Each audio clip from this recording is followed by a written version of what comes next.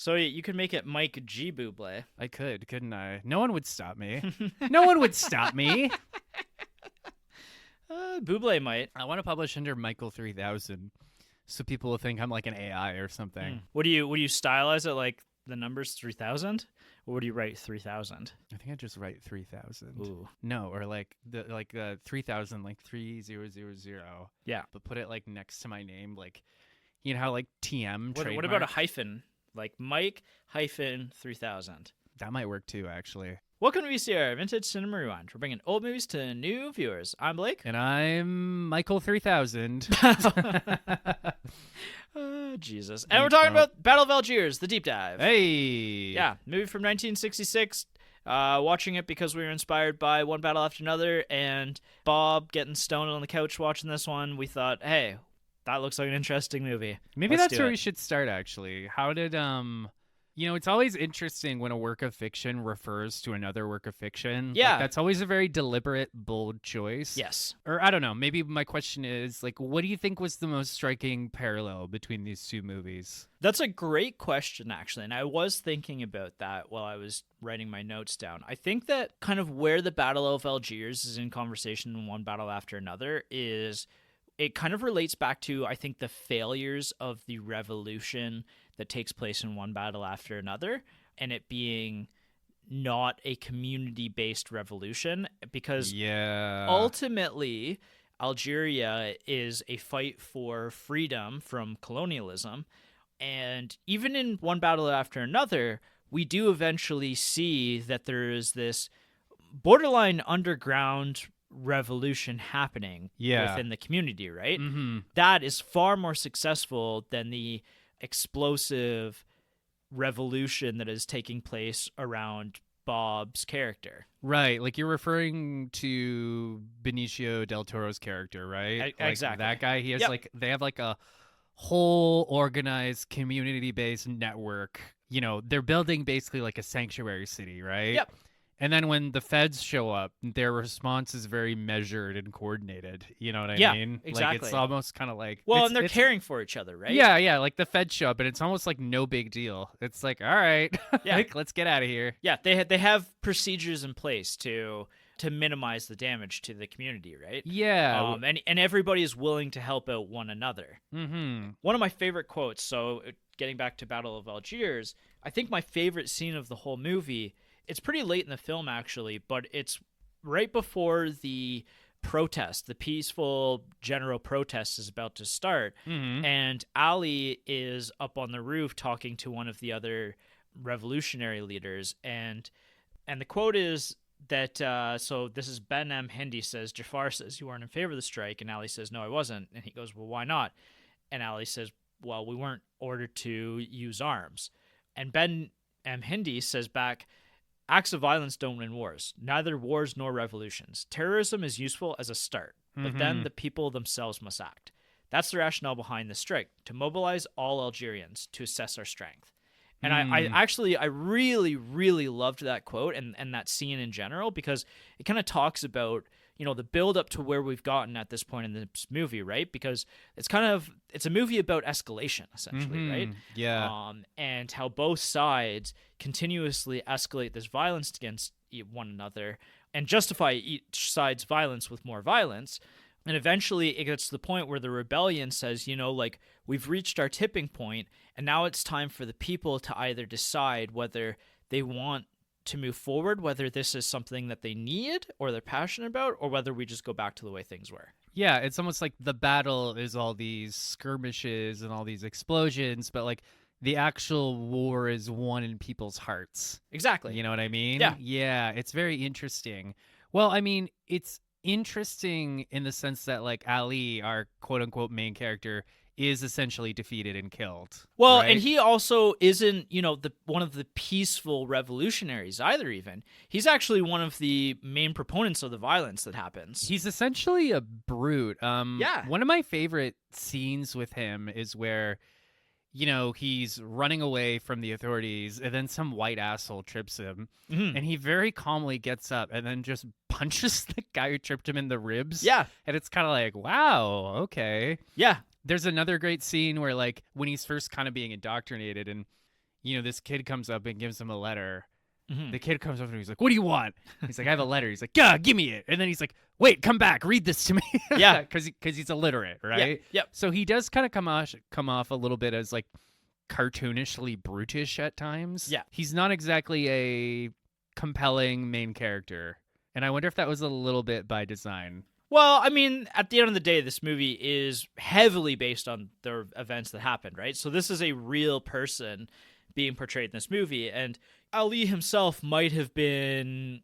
I'm sure that this movie took some liberties and made people a little bit more extreme than they were in real life, or like consolidated some people in real life into some other people, but I'm sure that that was more of his nature at that point in time. And I think that this goes back to, I think what's interesting about this movie, right, is that this colonialism, this isn't like something that's just happening or is in the process of happening. These people have been under the rule of the French by, I think they said at one point in the movie, about 130 years or so. Yeah, it's been a hot second, hasn't it? Yeah, so like many generations have lived and died under the French rule in Algeria at this point in time. And so these are people who have constantly been beaten down.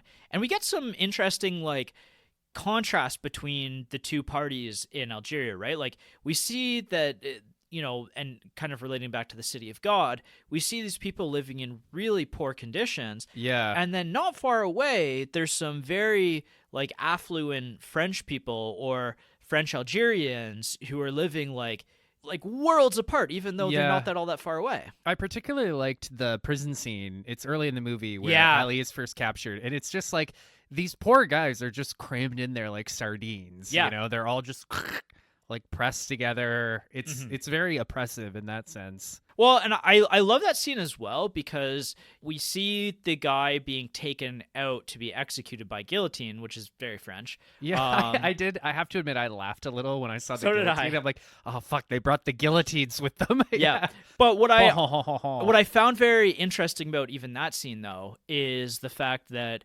all of the guards who were taking him out to be killed were all masked up and all what's the word I'm looking for? Like the headdress. They were all anonymous. Yeah, all of them were anonymous, and that's something that I think in contemporary times what we've seen is like often oppression is easier when it's done anonymously. Yeah, well, I mean, let's not. I hate to say it, but even like. You could look at the ICE raids nowadays, right? Right. Like that's exactly what I'm referring to. Yeah, all those fuckers are masked up and blah, blah, blah, blah, blah, blah. Yeah. Which makes them super trustworthy, by the way, By the way, if you need to wear a mask, unless you're Batman, maybe don't do it. But it is an interesting point how, when I was watching that scene, I was like, again, I noticed they were all masked up too. I was like, I bet like you could rip those masks off and they're probably like native Algerians. Oh, absolutely, there, right? Right? Been. Yeah. Which is... I think to me is one of the most heartbreaking aspects of this movie and just humanity in general. When you get these totalitarian oppressive regimes, it's often not like the top versus the bottom. It's the bottom versus the bottom, right? It's how and you see this like everywhere. It's how the underclass just fights with each other instead of fighting the people who are actually benefiting from their shitty lives. Well, and that's a really good point. I'm going to get to that in 2 seconds, but what I will also say is like kind of going back to like the fact that this has been going on for 130 plus years, right? Like the French Algerians have been in this country, have been Algerians for like generations at this point. Like they're apart from the color of their skin, they actually are far more connected to Algeria at this point in time. Like many of them probably have never even been to France, or their parents have never been to France. Yeah, right? Fuck France. And so it's so interesting. Like you bring up a good point that like it's people who again are essentially neighbors, like at war with each other. Yeah. It's like it's a civil war more than anything else. Yeah. Which makes it even more heartbreaking. Mm-hmm. That's kind of why. So Colonel Matthews, like the bad guy, right? Yeah. I mean, what else are you supposed to call him, right? Like some of his dialogue is just straight up like, You know, if you went to ChatGPT and you're like, can you write me some villain dialogue? It'd be like, here you go. Right. And like, that's like some of the shit he spouts is just full on like. Yeah, I mean, he's like, so I actually think, and I didn't read into this at all. I didn't find anything about this, but I would not be shocked if George Lucas was somewhat inspired by this movie to make Star Wars. Yeah. And Matthew is essentially Darth Vader, the Darth Vader of this movie. Yeah. Right? Even though he looks like Palpatine.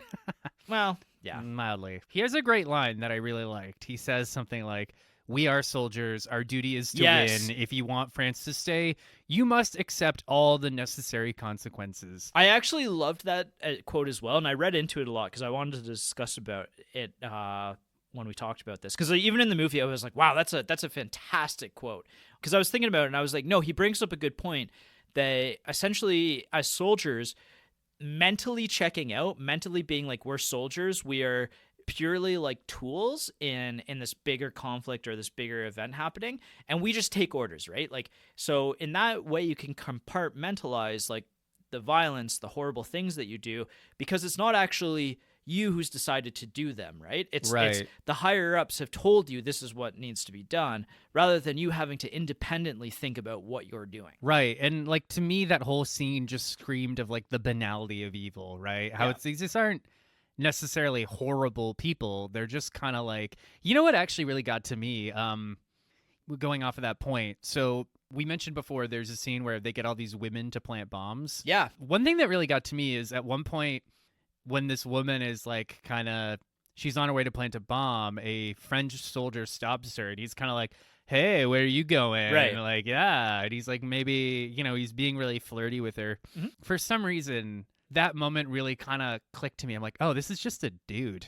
Yeah. This isn't a stormtrooper. He's just some guy. Right. Who's got a job and now he's wearing a uniform, right? Yeah. You know? Yeah, exactly. It feels weird to say that some dude catcalling this poor woman made me empathize with him. Right. But I was just kind of like, something about that moment. No, seriously.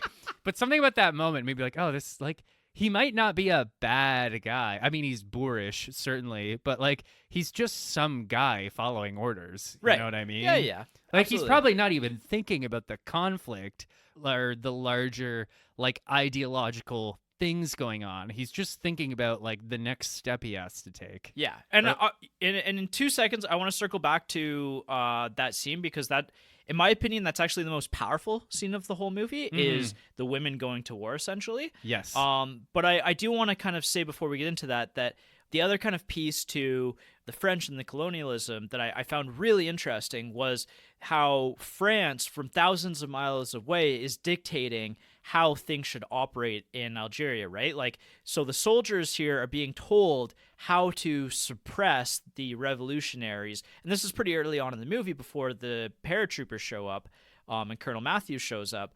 And they're being told, you know, like, you need to take a very cold and apathetic approach to these people. Like, don't treat them like people, like, and just really like put pressure on them and quell, like, by any means necessary, any like means of revolution in them. And obviously that backfires massively at this point in time, right? Yeah, absolutely, because it only stirs dissent.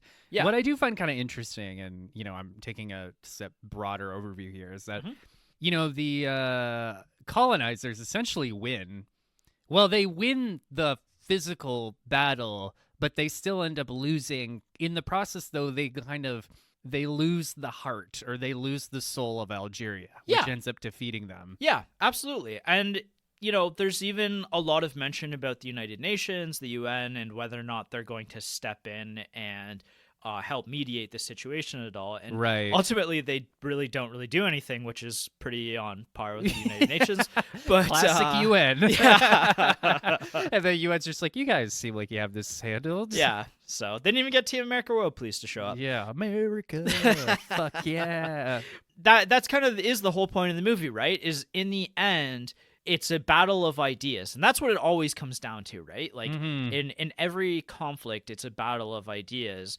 And for better or worse, like, especially military suppression can often lead to like some really terrible actions from people and some crazy extremism, right? Yeah, well, it ties back to that conversation you mentioned between Ali and the other guy. Mm-hmm. When the other guy's like, acts of violence don't win wars. Like, he's right. Yeah. He's like, Yeah. Yeah, because both sides are committing terrorism at this point. Like, Yeah. and one side, obviously the revolutionaries are called out for their terrorism much more, but like the French carry out some like brutal acts. Like early in the first act, after, we get the introduction of, like this is what this high French society feels like, these guys go out after having a nice dinner party with their wives, and they go out after dark and plant a bomb in the middle of the Algerian part of town. Yeah. Like, it's wild. It's pretty, it's almost like, oh, that was fun. Oh, shit, I just got to run this quick little errand, right? Yeah.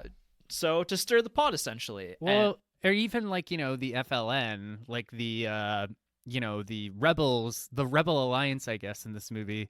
The scene that I found the most captivating is when these women go to plant these bombs in these public places. You'd think they'd maybe be bombing like industrial sites where no one would get hurt, but no, they're going to blow up a public place and a lot of people are going to die. Yeah. They're essentially killing their own people to try and save the country. Yeah, I mean, they're stirring up emotions, right? Like, this is terrorism, and and the revolutionaries aren't afraid to also commit terrorism. I loved that scene, or that whole sequence. I thought it was one of the strongest of the whole movie. I literally call that scene the women going to war, because we see them changing their whole style, right? Like, they cut their hair, they put on the makeup that is prominent in Western culture at that time. And they really changed their appearance, right? And I love that scene as well, because there's that rumbling of the drums kind of thing as they're doing it, right? Like, it really feels like it's a preparation for a battle that's about to happen. And we'll talk about the score a little bit later, but I think that the score is actually one of the best parts of this whole movie and how effective it is. I would agree. I actually noticed the score in this movie, because it seems like, I guess this is jumping ahead a bit, but it seems like there's whole stretches of the movie where there's almost no music. Yeah. Then all of a sudden it kicks up and you're like, whoa. Yeah. It stirs you a little bit, And it feels there's a familiarity to some of the music as well that and it's just probably just been us conditioned over many years and directors, acknowledging this movie, just the way that the music is used to pull an emotion from you, right? From each of these scenes. Yeah, absolutely. So, absolutely loved it. And, essentially what those women are trying to do is to look more French, to look more white, basically, right? Right, so that they'll kind of pass unnoticed. Yeah, and that's where we get the scene where, like you said, she walks through the barricade without any problems. The only problem that she has is that one of the younger guys finds her attractive. Right, and he decides to catcall her a little bit. Yeah. Yeah. It's funny, I was talking to Sarah about this. She's like, that guy's a little like, he seems a little aggressive. And I said, Sarah, in like 1960, this was a nice guy. I don't know about that. But... In 1960, this was a gentleman. Yeah. The Michael good old days. I guess. I didn't say that. The Michael good old boys. Yeah. Well, it's funny, too. There's another scene where when she does leave the bomb, there's some kind of like older, fatter guy with spectacles who's like, oh, you can have my seat. And then he's like, oh, you're leaving? Oh, so soon? Like, we could have just gotten to know each other. And she's like, maybe some other time. And then he blows up. Yeah. I'm repeating the facts here. Yeah, I mean, it's really effective, and that's kind of the main turning point in this conflict, right? Like, that ups the violence, and that's when the paratroopers show up and Colonel Matthew shows up to quell the violence. And what I found really interesting about that is that's the exact moment that the general strike basically starts. It's like, okay, we've done all these things. Like, we've charged. Everybody in this city is at maximum charge. Yep. Now we need to funnel that into something good. Regardless of what happens to us collectively, we have to look like the better people here. Yeah. Despite all of the violence that each side has committed, that's where this general strike comes in. And really, I think it also shows like the strength in numbers and the strength in striking. And, especially in Western culture, it's kind of a little bit poo-poo to strike, I think, now. Mm-hmm. And maybe because striking, whether it's justified or not now, there are definitely moments in history where a general strike is absolutely warranted. And this is one of those cases, right? And that's really the most effective way to show your discontent to actually enact change is if everybody says, well, I'm not going to work anymore. Yeah, it's actually funny how quickly that gets people's attention. Yeah, right? exactly. I'm right? actually just not showing up to work anymore. It's like, you're what? Yeah. Like, who's gonna turn the wheel? Well, and again, someone has to turn the wheel. It has to be on a general level. You know, if you're just one small company or you're one small group, then it's much harder to win public opinion, especially if the media isn't on your side either, right? But in this case, I found that the whole sequence, the third act, is like the best part of the movie in my opinion. It's pretty good. That build up to when the general strike is about to happen, because everybody knows that this general strike is happening, right? Mm-hmm. Like it's very public, and the French know it, and the French just really go hard on this propaganda campaign of like, oh, the revolutionaries are here and they're gonna ruin your lives and cause all this misery for you, and everything's happy, keep calm and carry on kind of thing. And it's very blatantly this French propaganda that's being pushed in this narrative that's being pushed by them.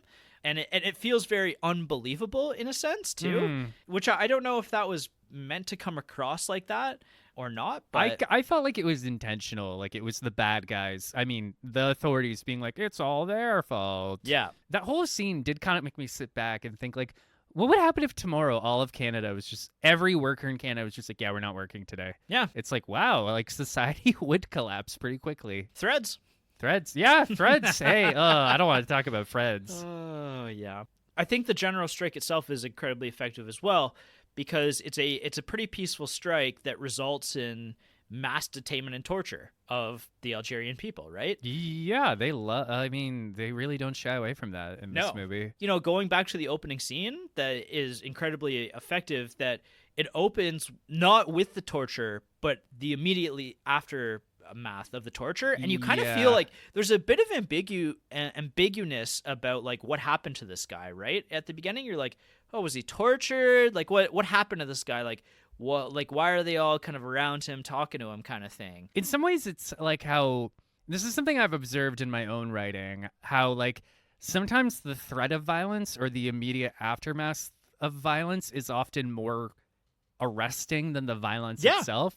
Because like they pull this guy up and he's just kind of this little old man, and at one point they take his shirt off and he just looks gaunt. Yeah. Like you can see his ribs, like he looks very like, you're just like, okay, something horrible just happened to the guy. Yeah. And then, you know, when they capture one of the leaders of the revolutionaries, and he does that press release. And that's I found that segment of the movie really interesting as well, because immediately after the press release, the next day they're like, oh, he killed himself in jail, suicide. Just like Epstein. Yeah, just like Epstein, totally killed himself. Yeah, it's nice to know that propaganda has always been kind of dumb when you think about it. Yeah, well, and it's extremely effective at making a point and being also kind of ambiguous about it, because like we never see what actually happens, and it's just kind of briefly the French say, "Ah, he killed himself." It is kind of, I found that interesting. Like, imagine if Luke Skywalker died, but you didn't even see it. Yeah. You're just like, he's dead. Don't worry about it. Don't worry about it. I liked that, though, because it's almost like, you know, you kind of have the same reaction as the Algerian people. We were like, well, that's bullshit. Yeah. Yeah. Yeah, it's great. It's extremely effective in this movie. As a whole, this movie is extremely effective at getting its point across. Yeah, one thing, just before we move on, one thing I want to say is that, so, you know, Colonel Matthews, I actually wonder if this movie would have been a little better without him. Just because this movie... Because he's a little too, like, Darth Vader-y?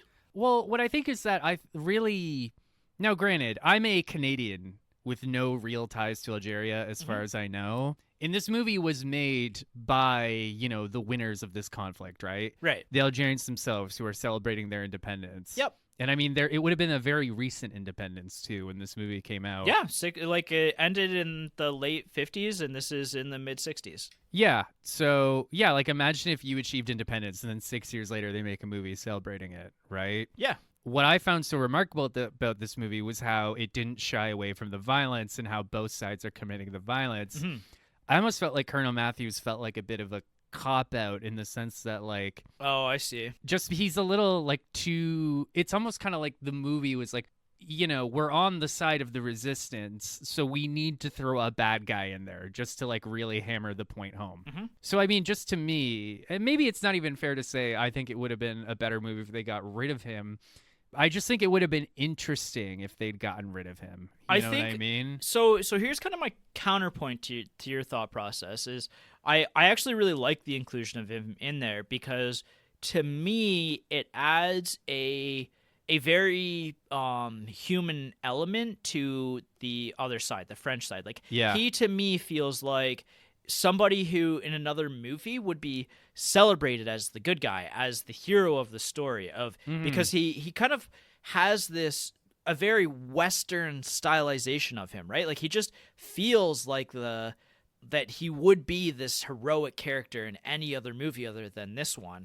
To be fair, in our previous episode, I compared him to Kilgore. I also weirdly got like John Wayne vibes from That's him. about what I was going to say. Yeah, I was like, huh. And I think that actually makes it more interesting because then you kind of have to reckon a little bit more with us being Westerners and some of the not so great things that our ancestors have done to other people. I'm sure I don't know what you're talking about, but yeah, I guess again, I'm not really trying to fix this 70-year-old movie. Yep. Or maybe if because some of his lines, like he has that monologue where he compares the revolutionary to tapeworm. Yeah. I do get slightly John Wayne vibes from him, but like there's definitely some scenes where he's curling his mustache. You know what I mean? Yep. So, and again, I understand that these filmmakers are obviously pro-revolutionary. I just thought it might have been maybe a little more interesting if they just they kept it a little more ambiguous. Yeah, and I mean, I guess the other point of this movie that said, sorry to cut you off. Yep. I do understand how from like a narrative standpoint, a guy like that showing up really raises the stakes. Yeah. You know what I mean? Like to use another cowboy analogy, it's like the bad guy in a black hat walking into the saloon. Like as soon as he showed up, I was like, uh-oh. Yeah, I mean, creeping into effects and filming, like there was a very deliberate choice to hire a professional actor for that character in particular, right? Because all of the other actors are just people of Algeria. They're just people who are Algerian, who lived through this, whose parents experienced this years earlier, not that many years earlier. They're non-professional, and actually that was something that I kind of noticed very early on, and it caught me off guard, even if it was a foreign language, but I noticed that there was some dubbing going on in the foreign language, and that's because they weren't professional actors, so they dubbed over all of their lines. Funnily enough, I didn't notice that at all. So that's something good job. That I caught. Yeah. I think that, that there was a friction even behind the camera with having him there because again, he kind of brought this grandioseness to him that the rest of the actors just didn't have. Yeah, and again, like I understand how from a narrative standpoint, him showing up was I definitely didn't enjoy this movie as much as you, but when that guy showed up, I did sit up a little straighter. Like, whoa. To tie it back to A Night to Remember, it's almost like he's the iceberg. Just like, oh my God.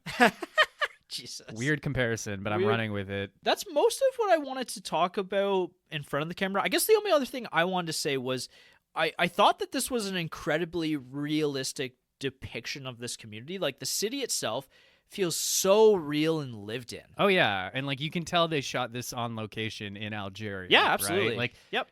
That scene early in the movie where they find Ali and the other guys hiding up the wall. I'm like, oh wow, like this doesn't.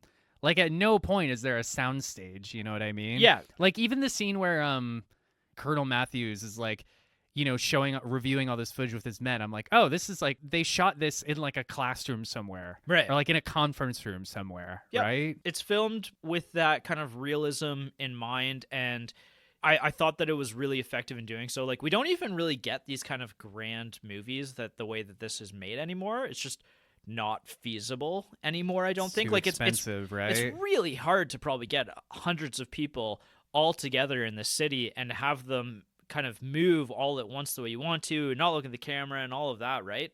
So it's probably like there's only 5 directors nowadays that could actually command that kind of a budget. Yeah. You know what I mean? Probably, yeah. Like Chris Nolan, Spielberg, Tarantino, they could probably get that made Yep. Nobody else can. Or they just be like, "Well, just green screen it." That's ultimately what the producers would say is let's just green screen this. Yeah, right. Or do that thing they do with The Mandalorian where we'll shoot it on that sound stage. I do, again, want to point out that, like, I didn't really like this movie. Again, I don't think it's a bad movie. Mm-hmm. I do think it's worth your time.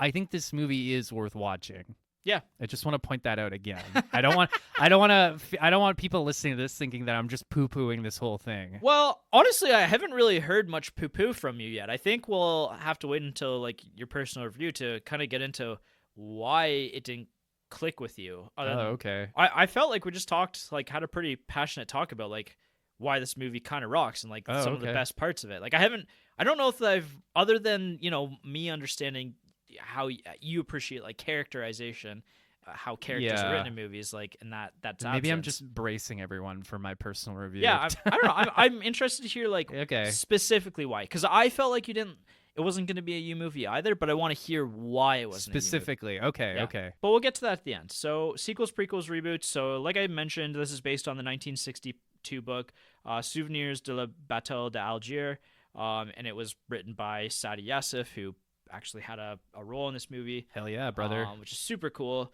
So effects and filming, talked about how they cast non-professional Algerians in this. There's so much of this movie is very, very intentional. Like I don't know that I've read too many or done too much research and like read like all the intentions behind every single decision that was made.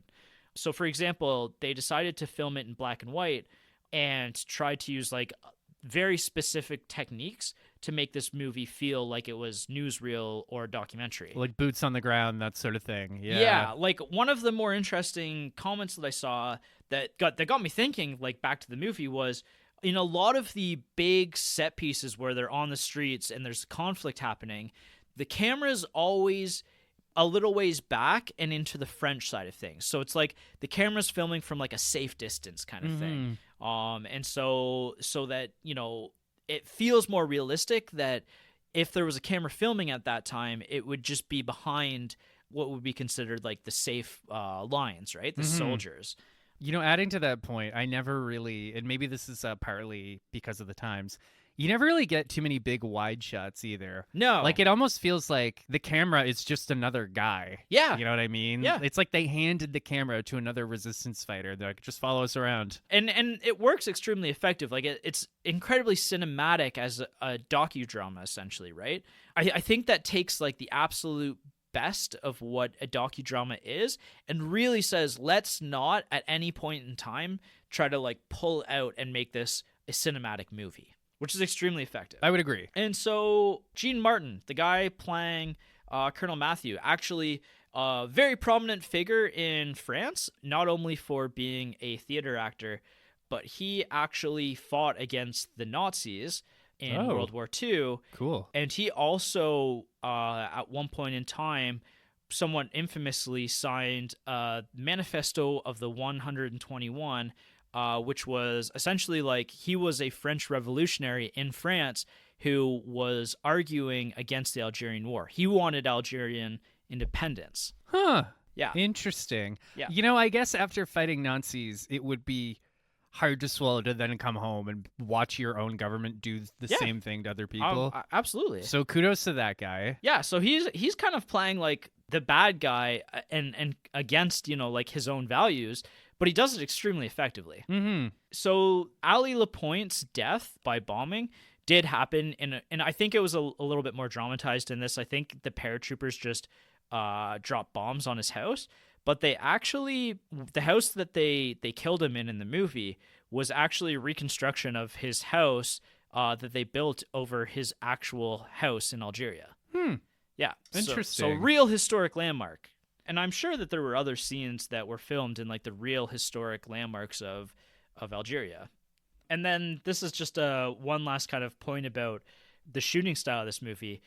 The director would force scenes to be shot 20 to 40 times because he basically would just want the actors to get tired and just become more exhausted and realistic and kind of start to show that more on their faces. So he was doing the Kubrick thing. The Kubrick thing, yeah. He was trying to get the natural kind of emotion out of them. He could have just told them not to have coffee that morning. I think that actually that's probably more effective, like when you're working with non-actors, especially if that's the emotion that you want to get out of them. You know what? That's a great point. Like, you could tell, I was going to say Keanu Reeves, but not Keanu Reeves. You could tell Anne Hathaway to act tired, and she'd act tired. Yeah. If you and I were, like, suddenly thrust in front of a camera and they were like, act tired, I'd be like, yeah. You know? Yeah. I wouldn't know what to do. So naturally, like, forcing you into that state just makes sense to me. Yeah, really. And I think that was a big part of this movie, was working with non-actors and trying to get them in an emotional state that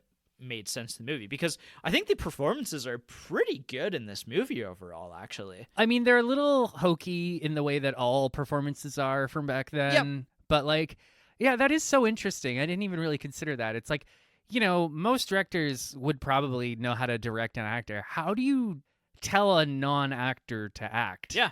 And so, score of the movie, absolutely loved this score. I think it's one of the best scores that we've heard this year. Ennio Morricone, Yeah, who we're both big fans of. Absolutely. One of the most famous Italian, composers of all time. Yeah, he did, I think most famously, he did The Good, the Bad, the Ugly. Yeah, and my pretty much time. every one of Sergio Leone's movies. Nice. Yeah, he has a massive filmography. He even did Once Upon a Time in Hollywood, didn't he? Yeah, he did. Yeah. He's probably done several movies at this point. We've talked about him a few times on this podcast. Like, he is one of, if not the most famous composer of all time.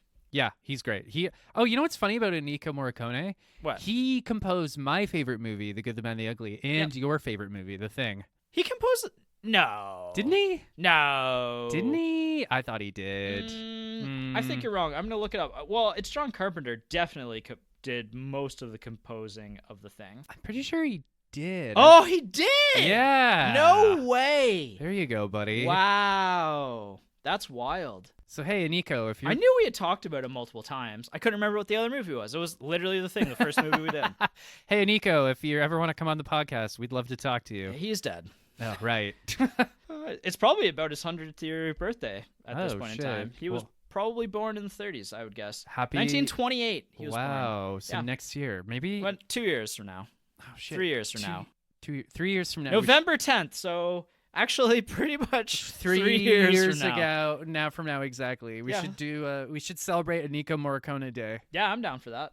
Yeah, I mean, it wouldn't even be that hard. Like, the amount of movies that he has done that we're both fans of.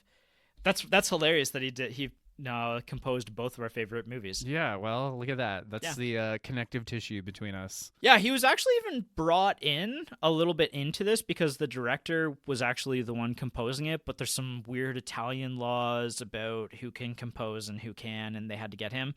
But he was friends with the director anyway. It must have been a fun call. Like, probably called him late at night. Can you just come over here and help me compose some shit? Actually, I got a fun story about those two composing together for you. Okay, hit me. So apparently they kind of had some struggle kind of finding the score of this one together. And they each had kind of different ideas for what they wanted in this movie, or how to represent each of the sides, that sort of thing. And so apparently the director got this melody stuck in his head, and he wanted to use it as a theme in the movie. So he went to Morricone's apartment to like play it for him. And so he was humming it, and then he got there and he was like, okay, I have to show you this. And so, but Morricone was like, hey, you know what? I have an idea too. And he's like, let me tell you what my idea is. And then he did his idea, and Morricone's idea was the exact same as the director's. And the director was like, oh my God, how did we get this? Like, how did we sync up with this? What are the odds? And then months later, Morricone admitted that he heard him humming it on the way up to his apartment and stole it from him to make him feel good about the fact that they were on the same page. Wow, that's pretty cute, actually. That's pretty fun, actually. It's just like, I had the same idea you did. Yeah. You're a genius. Yeah. What a good friend. Yeah. The only other thing I was going to say score-wise is they very deliberately thought of, what the score would sound like with when we were looking at the native Algerian world versus the French world. So they tried to symbolize the French world with gunfire and helicopters and engines, that sort of thing. And then the Algerian side was going to have more bomb blasting, a wailing and chanting and the drum beats and everything like that, like a more kind of localized. So it's very distinct, I guess, in the movie, depending on whose kind of perspective or who we're filming, what those sounds in the background are going to be. Look back at the times. So at this point in time, this is one of the first movies to depict North Africans as fully developed characters, I guess. That's true, actually. So very historically, one of the most important films for North African culture. Super cool. And because of the subject matter, it took another 5 years before France allowed this one to be filmed in France, or shown in France. Shown in France. Yeah, I guess that would be a little awkward. Just be like, here's a story where we're the dickheads. Yeah. And they actually cut the torture scenes out of the US and the UK versions for a while. Oh, I mean, ugh. Yeah. This movie almost doesn't work without those scenes. Yeah. Can't show us in an angle of light, right? Well, I guess not. Those wacky Frenchmen. Legacy of the movie. So this is really interesting. This movie got 3 Oscar nominations. Can you guess which 3? I'm going to say Best Score. Uh-huh. Best Director. And wow, I'm 2 for 3. And no, I'm not agreeing with you. I'm going to say after. Oh, okay. Shit, I thought I was on a roll. No. Okay. Now I've completely derailed your third option. Oh, okay. Best Screenplay? In 1967, this was nominated as the best foreign language film. Ah, right. I forgot about that category. And in very, very, very rare Oscar history, 2 years later, it was nominated for Best Director and Best Writing Story Screenplay. So it was actually nominated in 2 different Oscar years, and I believe the reason why that happened is because it was only screened in foreign cinema in 1966, and then it wasn't actually brought to the US and the UK and all of the other kind of Western film distributors until 1968. So most people actually didn't see this one until later. Huh. Yeah. Interesting. Yeah, so very, very rare case in Oscar history, I guess, for a movie to get nominated in 2 different years. Yeah, I mean, I don't know that I can think of an equivalent example. I didn't look it up either, but... And then also Legacy, like, this movie is considered an all-time classic. It's number 244 on IMDb's top 250, and it's number 35 on Letterboxd. Fucking hell. Yeah. Wow. So, huge following for this one.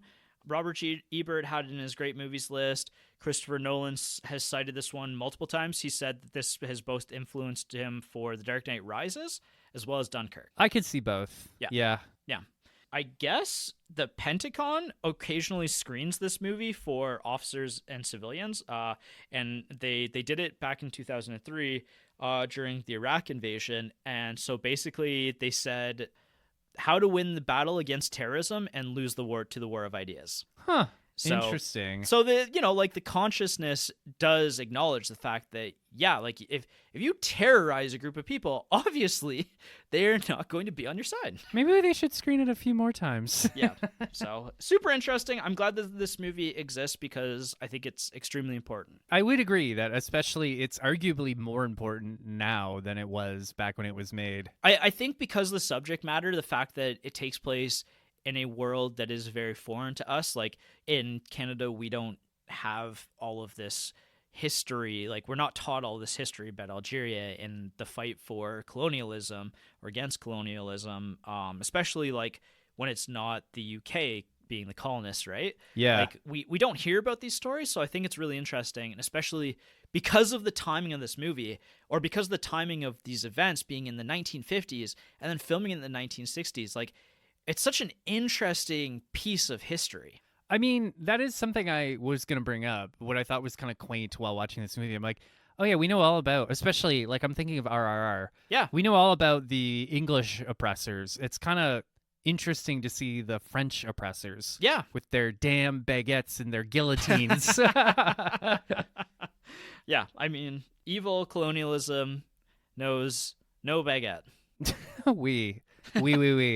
Gee, it's almost like if you're oppressing a whole group of people, you're a bad guy. Yeah. Across the board. So personal reviews of The Partner Factor. I loved this movie. I thought this was exceptionally well made. I thought the ideas were very interesting. And like you said, they're somewhat ambiguous. Like there's the good guys do bad things. The bad guys do a lot of bad things. But at the end of the day, it's about people rising up and taking their freedom back, right? Yeah. This is probably the definitive docudrama. Like, I didn't have a documentary film in my top 100.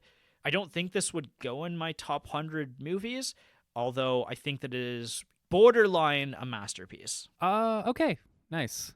And Jess didn't watch it with you. No, she didn't watch it with me. Okay. I knew this was not going to be a Jess movie, so I'm not shocked. Yeah. So I started watching this with my partner, and then we got bored halfway through, and she put on While You Were Sleeping. And I thought that was a really good movie. And then I watched the second half by myself. I dislike this movie. I dislike this movie. That doesn't mean it's a bad movie. It's a very good movie. It just wasn't for me. Yeah. You know what I mean? I found it a bit of a slog to get through. And I think we've sort of circled around this.